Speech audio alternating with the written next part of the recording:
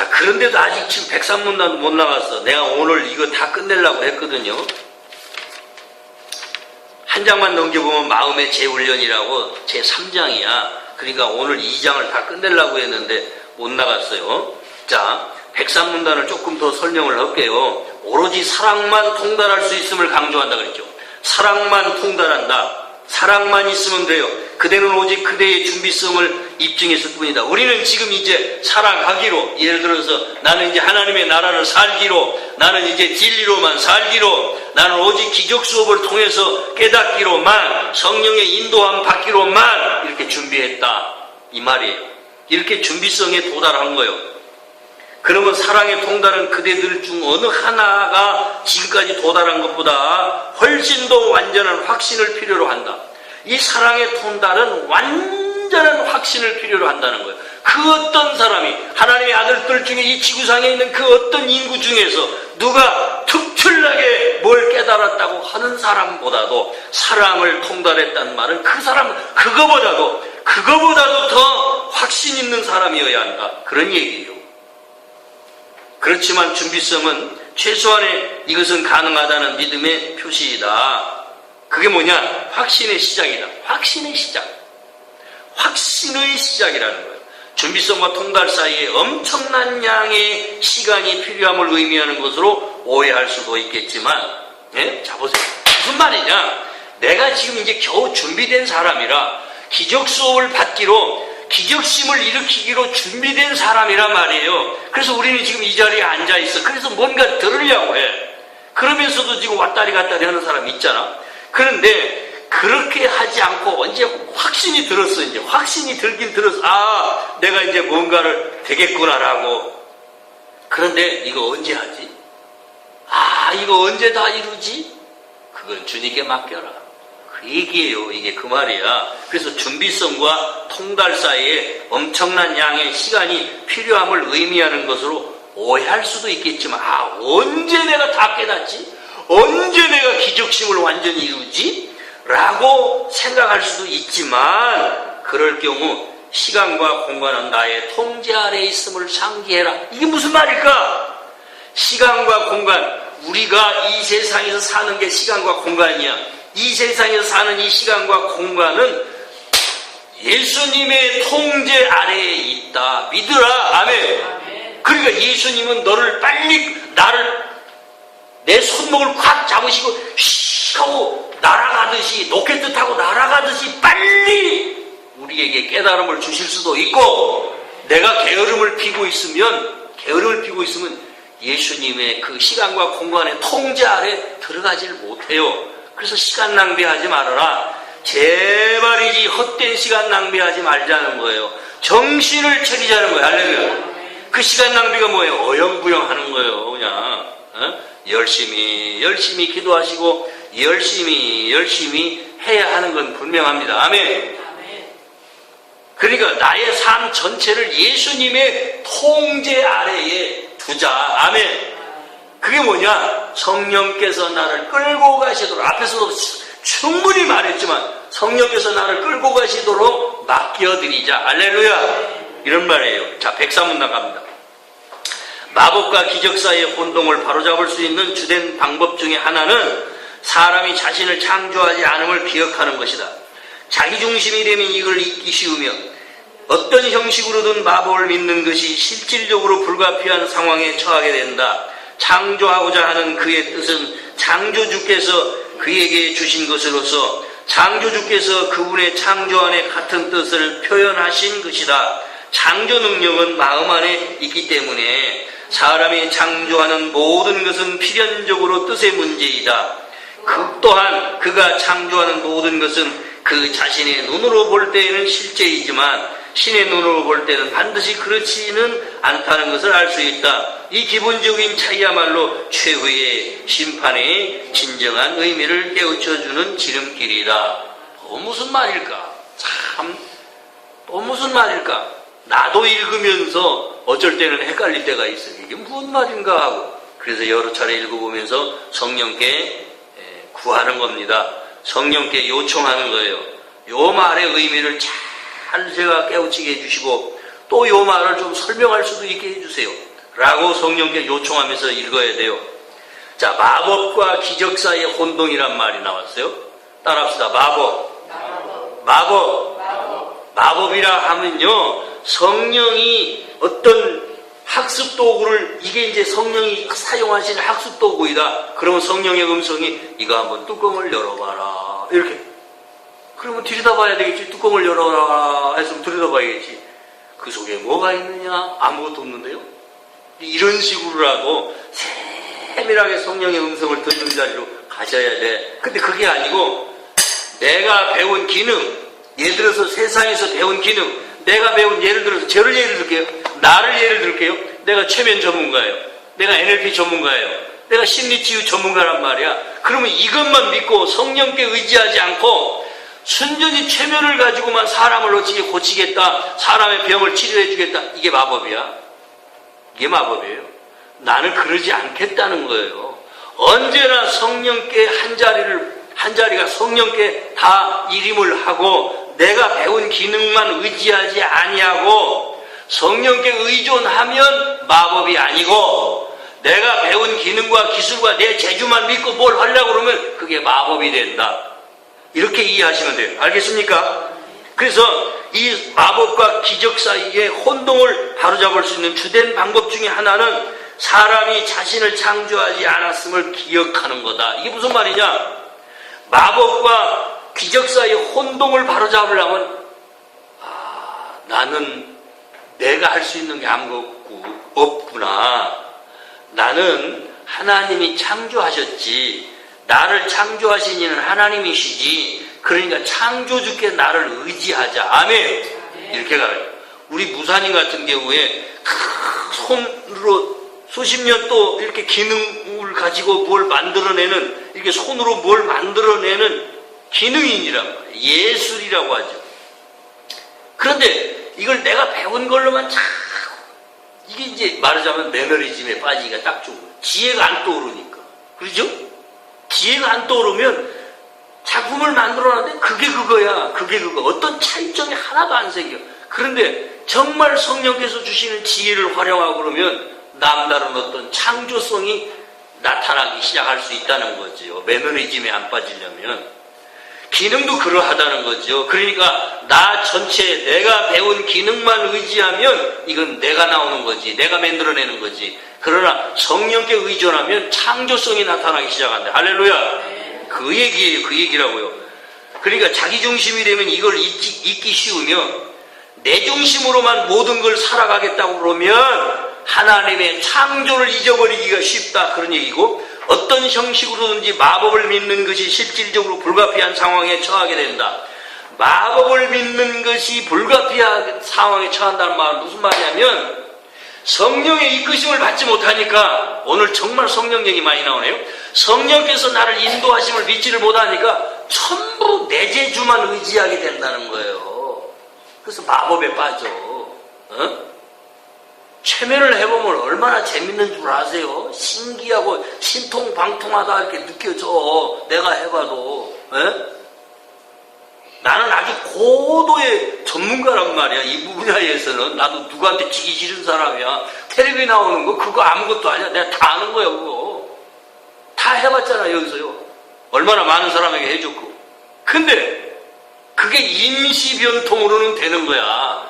그랬다고 해서 그 사람이 변화가 일어나느냐? 안 변해요. 그러니까 마법이 뭐냐? 어느 한 부분만 임시변통으로 팍 바꿔놓는 것처럼 얼마나 신통방통해 재밌잖아. 근데 인간이 변했느냐 이 말이에요. 하나님의 성령께서 인도하시는 치유는 뭐냐? 완전함이. 할렐루야. 한 사람의 마음이 바른 마음으로 완전하게 바뀌는 거야. 아멘. 그러니까 내가 재주 피지 않으려고 그러는 거예요. 그래서 내가 한참 재밌게 할 때 이런 생각이 들었어요. 이야, 이거 완전 사기꾼 되기 쉽겠구나. 왠지 아세요? 네, 이럽니다. 최면을 걸어놓고 딱딱 손가락을 이렇게 몇 번 해주고, 자, 지금부터 예수님 만나러 가십니다. 자, 가세요. 자, 하나, 둘, 셋. 쭉 올라갑니다. 어디로 가냐? 공중으로 가자고 그래. 가기는 뭘 가가. 마음이 그렇다는 거죠. 그렇게 가가지고요. 자, 주님 오십니다. 예수님이 옷자락이 보이고요. 휘황찬란한 빛이 환히 빛나면서 그 저 꼭대기에 호수가 하나 있어요. 그 호수물이 잔잔한데 그 위로 예수님이 걸어오십니다. 그럼 이 사람이 그 걸어오는 모습을 본다니까. 그럼 그게 진짜 본 거냐 이 말이야. 최면 걸린 거지. 어떤 사람 펑펑 울어요. 그러고 나서 아이고 내가 오늘 예수님 만나서 좋아하네. 내가 그럼 거기다 초를 친다고요. 그게 진짜 예수님인 줄 아세요? 그다 내가 초를 쳐버려요. 내가 그렇게 해주고서도. 그럼 이게 뭐지요? 당신이 만들어낸 거예요. 네? 우리의 뇌는요, 최면에 걸리면 치유사가 이끌어가는 대로 어느 말을 입력시키는 대로 이 뇌는 지갑에 들어가요. 이게 마법이라니까. 근데 이게 실질적으로 부분적인 어떤 치료도 일어나요. 심리적 안정도 생기고요. 기가 막힌 일들이 벌어진단 말이야. 그러나 그랬다고 해서 이 사람이 바뀌었느냐? 안 바뀐다. 그럼 뭘로 바뀌냐? 기적심으로만 바뀝니다. 할렐루야. 그래서 기적이야. 사람의 마음이 바뀌어야 되거든요. 마음이 어떤 마음으로? 바른 마음 상태로. 롱 마인드 한 상태에서 라인 마인드 상태로 바뀌어야 돼. 성령이 운행하시고 성령이 나를 이끌어 가시는 마음 상태로 바뀌어야 이게 진리의 사람으로 가는 거예요. 할렐루야.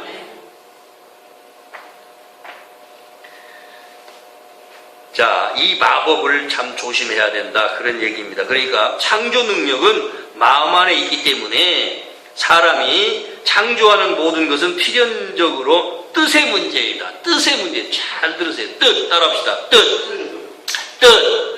이건 이제 영어를 will 그런데요. will. 또한 그 창조하는 모든 것은 자신의 눈으로 볼 때 실제이지만 신의 눈으로 볼 때는 반드시 그렇지 않다는 것을 알 수 있다. 이 기본적인 차이. 이게 이제 최후 심판을 깨우쳐주는 지름길이다. 최후 심판 이야기로 이제 끌고 가기 위해서 이렇게 미리 예시적으로 말씀을 하신 거야. 넘어가시고요. 넘어가면서 시간이 조금 남았으니까 하는 데까지 해봅시다. 최후 심판요. 자, 최후 심판의 의미예요. 최후의 심판의 의미, 백오문단 함께 읽습니다. 시작. 최후의 심판은 가장 큰 위협으로 지각되는 개념 중에 하나이다. 자, 이렇게 하나씩 읽어가면서 해봅시다. 최후의 심판의 개념이야말로 엄청난 위협으로 지각되는 개념 중에 하나다 그랬어요. 최후의 심판은 뭐죠? 최후의 심판하면 엊그제 12월 25일 날 22일 날인가? 동짓날 세상에 지구가 또 망한다고 떠드는 사람이 중국에서도 난리쳤고 그게 어디서 나온 사상인지 모르겠어요. 응? 그게 무슨 저 남미의 무슨 잉카 문명 속에서 나온 얘기인 거 그렇게 내가 언뜻 들은 것 같은데. 그리고 기독교인들 속에 지금까지도 목사님들이 그런 거예요. 예수님이 재림을 하셔서 이 세상을 왕장창 중창 와장창 중창 다 때려 부셔버리고 악을 다 멸망시켜버리고 그리고서는 새하늘과 새 땅을 창고 뭐라고 해야 하나? 새하늘과 새 땅이 붕 하고 이렇게 내려와가지고 우리가 거기 들어가서 사는 천년왕국을 이루겠다고. 지금 많아. 수두룩해요. 그 최후의 심판이라고 생각해. 계시록을 잘못 봐서 그러고. 그게 요즘 아주 이게 혹세무민하는 그런 거예요. 따라해보세요. 혹세무민. 뭐냐? 혹세무민이란 말이 뭔가 사전이라도 한번 찾아보세요. 예? 사람을 현혹을 해가지고 혼란 꼬셔서 이 세상을 완전히 어지럽히는 걸 말하는 겁니다. 예?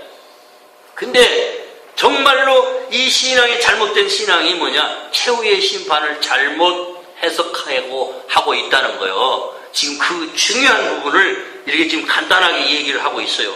자, 보세요.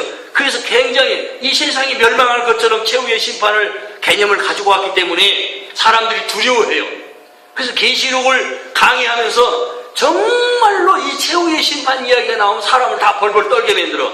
그래서 있는 재산 없는 재산 다 몽땅 갖다가 목사 앞에 갖다 들여다 놓게 해. 그래가지고 최후의 심판에서 살아남기 위해서 1992년 10월 22일 날 예수님 재림 온다고 그게 최후의 심판처럼 생각돼가지고 얼마나 신혼지고 춤추고 난리쳤냐. 텔레비까지 막 들이대고 말이에요. 근데 그게 어떻게 됐어요? 불발탄이 되고 말았지.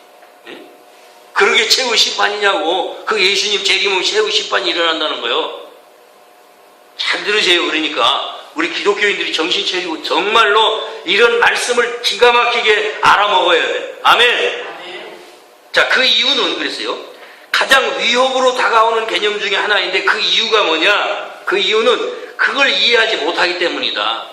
최후의 심판을 바로 이해하지 못했기 때문에 두려움과 떨림으로 최후의 심판을 생각했다 이 말이죠. 자, 심판은 신의 핵심 속성이 아니다. 따라합시다. 같이 해요. 심판은 신의 핵심 속성이 아니다. 그럼 뭐예요? 이 말이 무슨 말일까요? 하나님은 심판 같은 거 안 한다는 얘기예요. 우리 인간이 생각하는 그런 심판, 최후 심판 없다. 따라합시다. 우리가 생각하는 크게 다 맞춰서 해봐요. 우리가 생각하는 심판은 없다. 아멘. 이걸 심으세요. 오직 분리 때문에 사람이 판단을 만들어냈다는 거예요. 하나님과 인간 사이에 분리를 만들어내서 이런 최후 심판 아이디어를 가지고 왔다. 그런 말이야.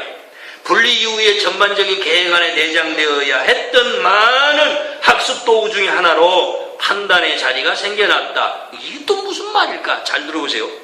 같이 읽어보고요. 분리. 자, 시작. 분리 이후 전반적인 계획 안에 내장되어야 했던 많은 학습 도구 중에 하나로 판단의 자리가 생겨났다. 자, 뭐예요? 봐요.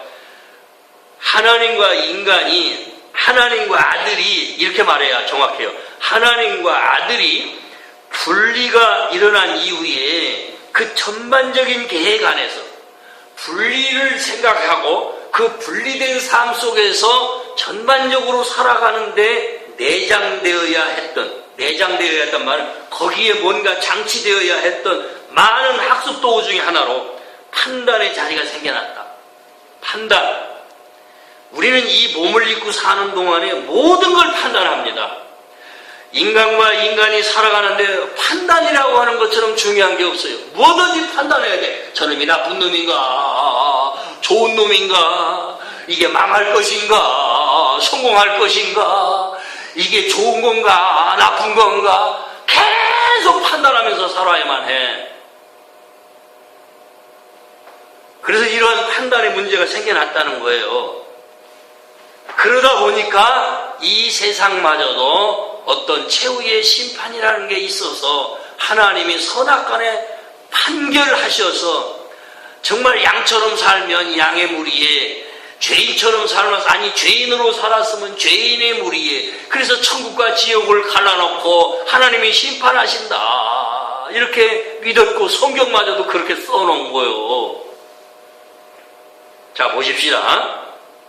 그래서 이게 중요한 부분이에요. 이게, 자, 분리가 수백만 년, 여기서부터 읽어봅시다.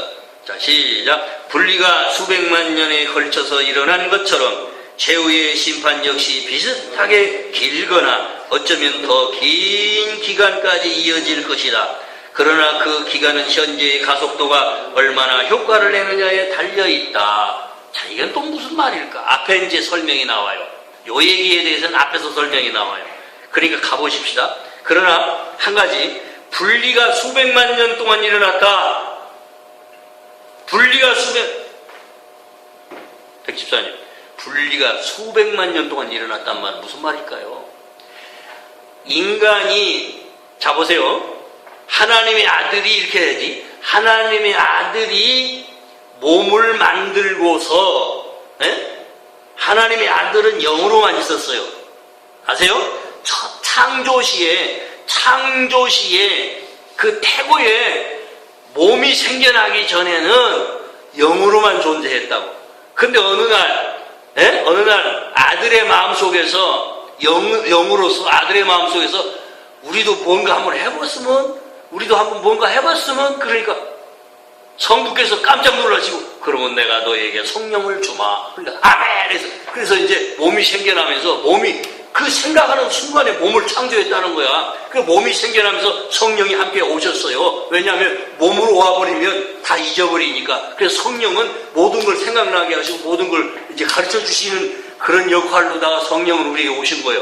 우리에게 주신 거야, 성부께서. 그런데 몸이 생겨난 이후로 진화 과정이에요. 이게 수백만 년 진화의 과정을 겪었다.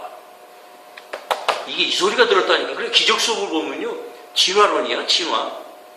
우리 몸이 생겨난 뒤로 수백만 년 걸쳐서 일어난 것처럼 분리는 그렇게 수백만 년 동안 고착이 됐다는 거예요.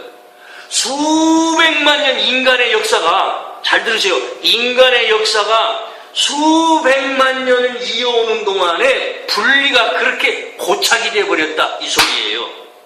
근데 이걸 이 수백만 년 동안 일어난 이 분리의 역사가 뒤집어져 가지고 이 분리가 완전히 치유가 돼서 이제 시간의 종식, 더 이상 수백만 년 지속되고 있는 이 분리가 종식되어져 버리고 끝이 나버리고 성부와 함께 우리가 완전한 하나됨 속으로 들어가는 거, 이게 구원인데 이게 시간 단축이 일어나야 된다. 그러니까 수백만 년 동안이나 분리가 일어난 것처럼 이제 시간이 단축되어서 하나님의 완전함 속으로 들어가는 것도 가속도가 좀 붙어가지고 효과를 얼마나 내느냐에 달려있다. 할렐루야.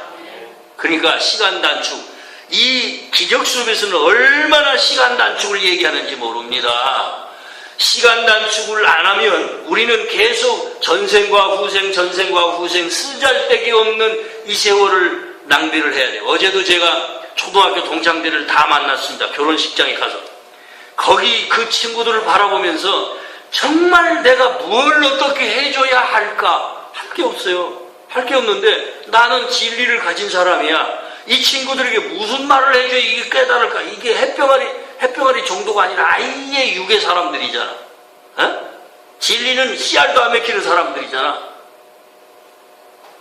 그래서 내가 생각 끝에 얼마나 전생과 후생을 다람쥐 쳇바퀴 돌듯이 하다가 이들이 진리를 알까 하는 생각을 하다가 왔어요. 자, 보십시다. 그러니까 시간의 단축이 빨리 일어나야 돼요. 106문단까지만 해봅시다. 시작. 우리는 기적은 시간을 단축하기는 하지만 소멸시키지 않는 도구라는 점을 자주 주목하였다. 충분한 수의 사람이 빨리 진정한 기적심을 일으킨다면 이 단축 과정은 헤아릴 수 없을 만큼 빨라질 수 있다. 그러나 다른 마음들에게 평화를 가져다 주려면 그들이 먼저 갈등으로부터 벗어나 있어야 하므로 이들의 보통의 경우보다 더 빨리 자신들을 두려움으로부터 해방시켜야 한다. 자, 보세요. 충분한 수의, 핵심만 얘기할 거예요. 충분한 수의 사람들이 빨리 진정한 기적심을 일으킨다면 무슨 말일까요? 저와 여러분이 기하급수로 늘어나서, 기적 수업을 공부하는 사람들이 기하급수로 늘어나서 엄청난 사람들이 많이 기적 수업을 하게 되면, 그러면 이 사람들의 영향 아래서 영향을 또 받고 주고 나누고 하다 보면 시간 단축이 빨리 일어날 수 있다 하는 말이에요. 그러니까 얼마나 우리가 전도를 많이 해야 되겠어요. 충분한 수의 사람들이 빨리 진정한 기적심을 일으킨다면 기적심이 일어나야 돼. 모든 사람들 속에서 기적심이 일어나야 돼. 그러면 단축 과정은 헤아릴 수 없을 만큼 압축이 된다는 거죠. 그러나 다른 마음들에게 평화를 가져다 주려면 그들이 먼저 갈등으로부터 벗어나 있어야 하므로 이들은 보통의 경우보다 더 빨리 자신들을 두려움으로부터 해방시켜야 한다. 그러니까 누구보다도, 따라합시다. 이제 이렇게 가르침으로 할게요. 나는 다 따라했다. 나는 그 누구보다도 기적심을 빨리 일으켜야겠다. 조급하게 한다고 해서 되는 건 아니지만 그만큼 열심히 해서 기적심이 내 안에 충만해져야, 그래야 더 많은 사람들에게 이러한 완전한 복음을 전해줘서 하나님 아버지 앞으로 돌아온다. 아멘. 그런 말이에요. 그래서 내 한 사람만이라도 빨리 이 두려움으로부터 좀 제발 해방되어야 한다니까. 두려움으로부터 해방되어야 된다. 네? 오늘도 목표를 이루지 못했네요. 마음의 재훈련을 다음 주부터는 꼭 들어가기를 원합니다. 이 최후의 심판의 의미는 여기 다음 107문단에 나오니까 여기까지만 좀 합시다. 107문단에 심판의 의미가 나와요. 시작. 일반적으로 최후의 심판은 신께서 내리는 절차라고 생각하지만 사실은 내 도움을 받아서 사람이 내릴 것이다. 아무리 형벌을 받아야 마땅하다고 생각하더라도 최후의 심판은 형벌을 내리는 것이라기보다는 최후의 치유이다. 형벌은 바른 마음에 전적으로 반대되는 개념이다. 최후의 심판의 목적은 오히려 사람에게 바른 마음을 회복시키는 것이다. 할렐루야! 이게 최후의 심판이라는 거예요. 최후의 심판이 뭐라고요? 최후의 치유이다. 따라합시다. 최후의 심판은 최후의 치유이다. 그러니까 결과로서 치유가 완벽하게 일어나는 것이 최후의 심판이다. 근데 여기서요, 사람이, 하나님이 심판을 내리는 게 아니고 예수님이 심판을 내리는 게 아니고 성령께서 심판을 내리는 것도 아니고 인간인 사람이 내리는 거다 이 말이에요. 그러면 사람이 너는 죽일 놈, 너는 살 놈하고 심판을 내린다는 의미가 아니고 내 자신이 몸을 입고 있는 사람이라고 할 때 항상 몸을 의식할 수밖에 없어요. 그래서 이 사람이 내린다 그러면 내가 몸을 입고 있는 동안에 학습 도구를 가지고, 이 몸이라는 학습 도구를 가지고 최후의 심판은 이거구나, 내가 바로 완벽하게 치유받는 게 최후의 심판이구나, 내가 완전한 치유 속에 들어가서 바른 마음 상태로 가는 것이야말로 진정한 최후의 심판이구나. 아멘. 그럼 이 최후의 심판이 어떤 거냐는 108문단부터 구체적으로 이렇게 조금씩 이제 해나가요. 108, 109, 110문단 다음 주에 하겠습니다.